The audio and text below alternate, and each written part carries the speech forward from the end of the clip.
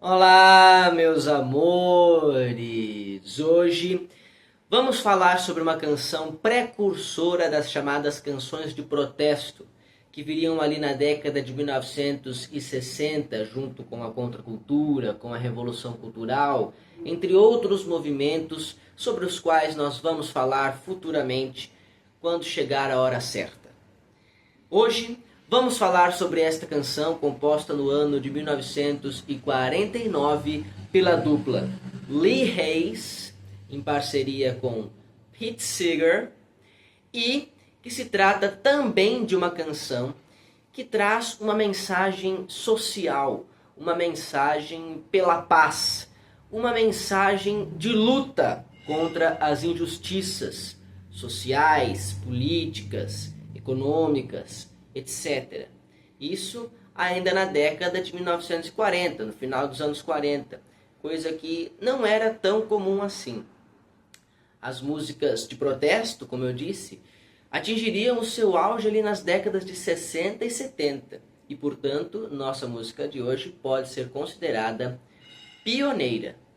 Então, se vocês se interessaram por saber a história dessa música, venham comigo, pois vamos falar de uma composição intitulada If I Had a Hammer, ou, em português, Se Eu Tivesse um Martelo. Nunca ouvi falar. A letra da nossa música de hoje segue a mesma estrutura para todas as suas estrofes.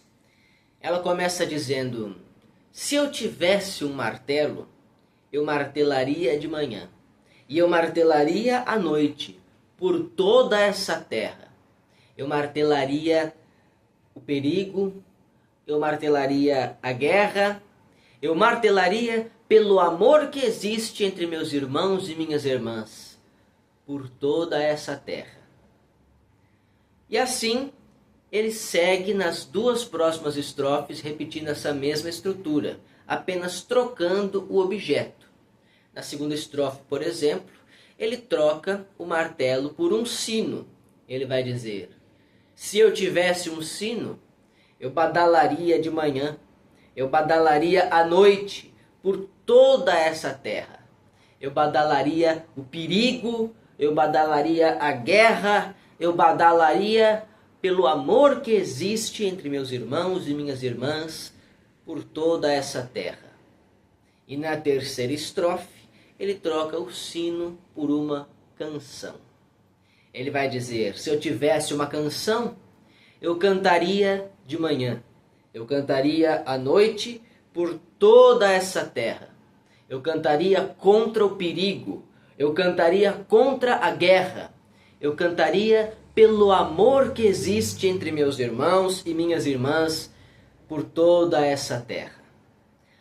E enfim, na última estrofe, ele muda um pouquinho a estrutura, pero no mucho. Ele vai dizer o seguinte: agora eu tenho um martelo, e eu tenho um sino, e eu tenho uma canção para cantar por toda essa terra. É o martelo da justiça, é o sino da liberdade, é a canção do amor que existe entre meus irmãos e minhas irmãs de toda esta terra. E assim termina a nossa música de hoje. Bonito, não é? Não. A primeira gravação de If I Had a Hammer aconteceu naquele mesmo ano de 1949 por um conjunto musical de folk, do qual faziam parte os compositores Pete Seeger e Lee Hayes. Esse conjunto musical chamava-se The Weavers, e eu vou deixar a sua gravação original aí embaixo na descrição do vídeo, ok? Porém, sou obrigado a confessar que esta gravação original não fez nenhum sucesso. Nossa música de hoje só começaria a fazer sucesso nos anos 60, vejam só, que é a década, como eu disse para vocês, do surgimento das chamadas músicas de protesto.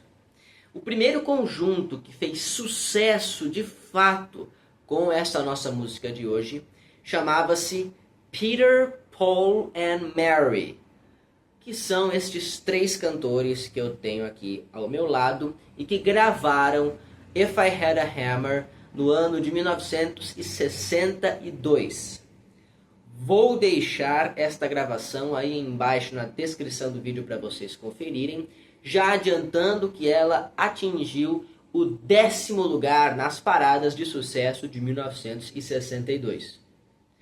Nada mal, nada mal. Reparem que, assim como a gravação de The Weavers, a versão de Peter, Paul and Mary também se encontra num ritmo semelhante ao folk rock. Porém, há uma diferença crucial. Enquanto The Weavers cantam Love Between All My Brothers, ou seja, amor entre todos os meus irmãos, Peter, Paul and Mary cantam Love Between My Brothers and My Sisters.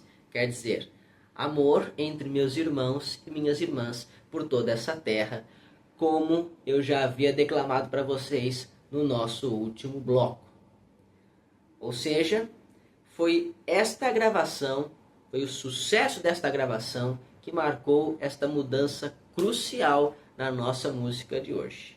Uau! No ano de 1963, um cantor chamado Trini Lopez nos presenteou com sua própria versão de If I Had a Hammer, mantendo os versos My Brothers and My Sisters no lugar de All of My Brothers, assim como a versão do ano anterior, 1962, de Peter, Paul and Mary.